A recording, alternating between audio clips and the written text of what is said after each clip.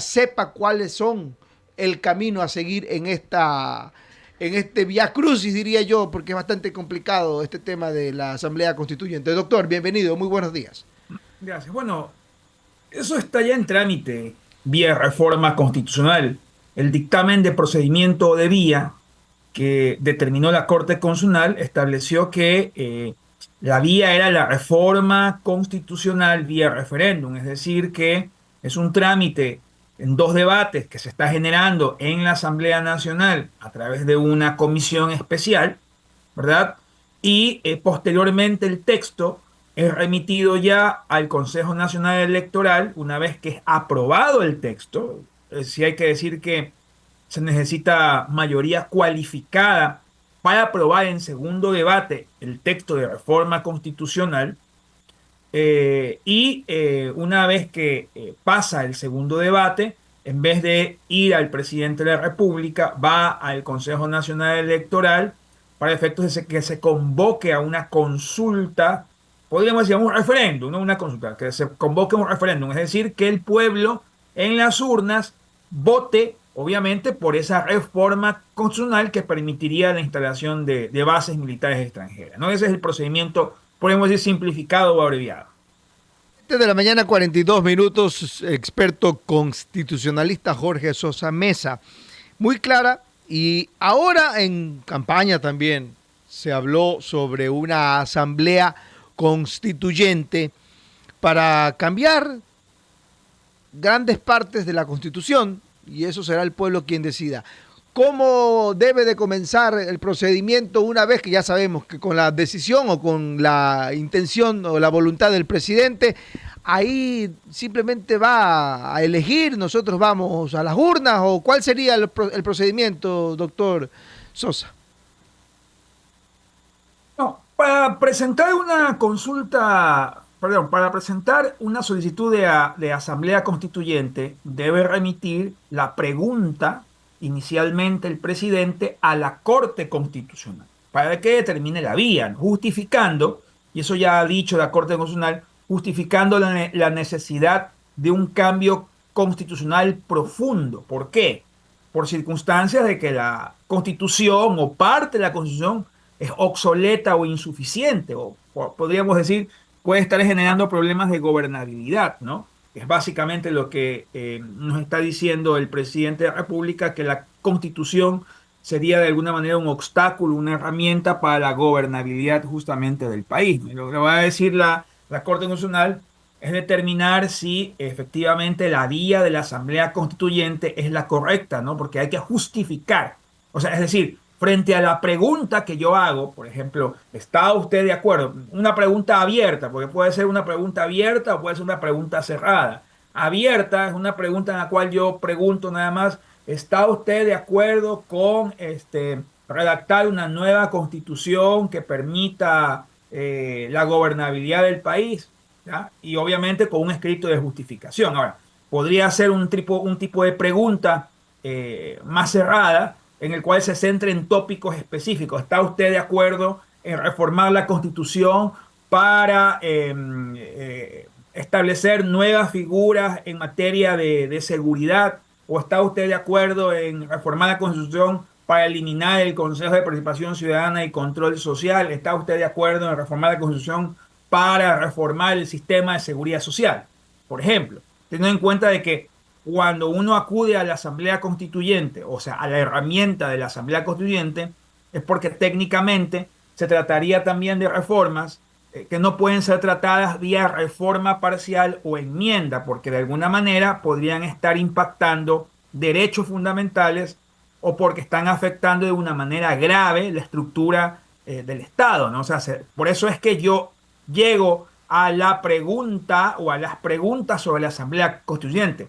Va a depender de cuál es el diseño que quiere el presidente de la República. Si quiere un diseño abierto, como el de la constituyente del 2007, por ejemplo, en la cual obviamente simplemente se generó una pregunta abierta, o si el presidente quiere preguntar mucho más cerrado por tópico, pero que de alguna manera también implican un cambio profundo en materia constitucional. 7 de la mañana, 45 minutos, doctor Jorge Sosa. usted nombró el año 2007 cuando fueron los asambleístas constituyentes a Montecristi, y un abrazo a Montecristi, la provincia de Manabí.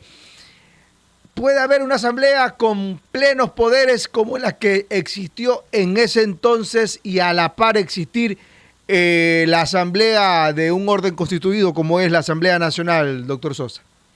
Bueno, para mí lo que pasó en el 2007, porque incluso tengo un par de demandas internacionales sobre los congresistas o diputados que fueron cesados en aquel momento, demandas que ya están ya casi para pasar a Corte Interamericana. Para mí fue completamente arbitraria la manera como se realizó justamente la constituyente del 2007. O sea, usando la palabra plenos poderes, lo cual la Corte dijo posteriormente no existe constituyente de plenos poderes, y para mí arrogándose funciones a través de mandatos constituyentes que indudablemente afectaron la institucionalidad, ¿no? Se cesó la función legislativa. Para mí eso fue un periodo, digamos, los que defienden la Constitución del 2008, que yo en su momento incluso hice campaña en contra de esa Constitución, ¿sí? Debo admitir que tiene cosas buenas, pero el procedimiento por el cual llegamos a la Constitución del 2008 fue completamente arbitrario y atropellado, ¿sí? Y yo creo que sobre esa base, tal vez de ver una Constituyente del 2008 que sí tuvo un componente ideológico fuerte, vinculado obviamente al socialismo del siglo XXI, que sí hubieron obviamente procedimientos completamente arbitrarios.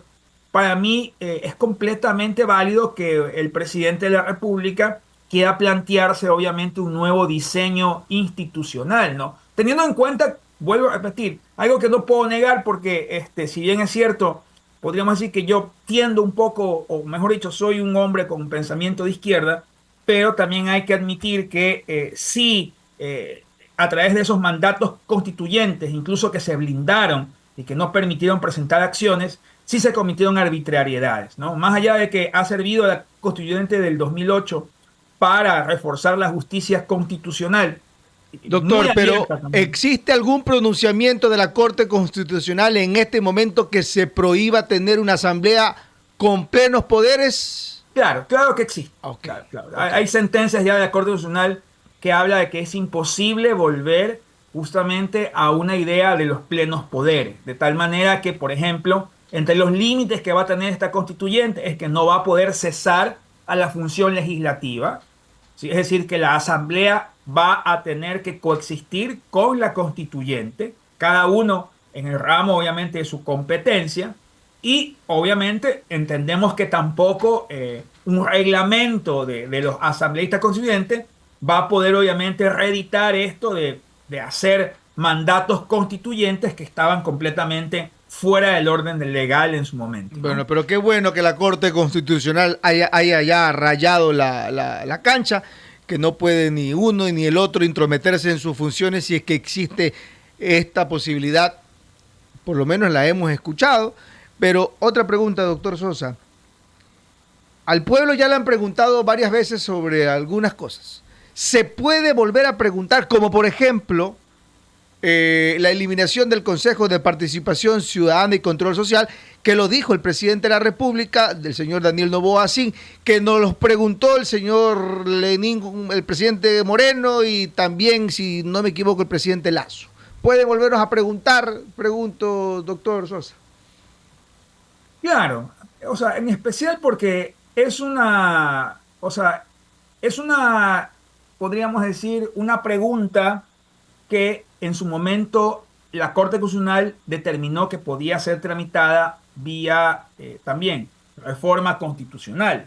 Y de hecho hubo un procedimiento en la Asamblea Nacional para eliminar las funciones de elección del Consejo de Participación Ciudadana. No para eliminar la institución, sino para eliminar las funciones de selección o designación de autoridades.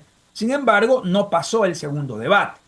¿Sí? Creo yo que ya en este momento hemos visto que la función del CPC en esta elección de dignidades es bien cuestionada, bien cuestionable, y que la posición política de la mayor parte de los podemos decir, de los vocales del CPC a veces está marcada también por partidos políticos que vienen detrás justamente de estos vocales, lo que se podría preguntar ya en una asamblea constituyente, que sí requiere para mí esta pregunta, es la eliminación del CPC, porque lo que se ha preguntado tanto en la época de Lenín Moreno como en la época de Lazo, lo que se ha preguntado es si se puede eliminar las funciones de selección o designación de autoridades, que fue el procedimiento que se llevó alguna vez a cabo en la Asamblea Nacional, pero que no tuvo la votación en segundo debate. Por lo tanto, creo que, dadas las circunstancias que hemos visto del tema del CPC,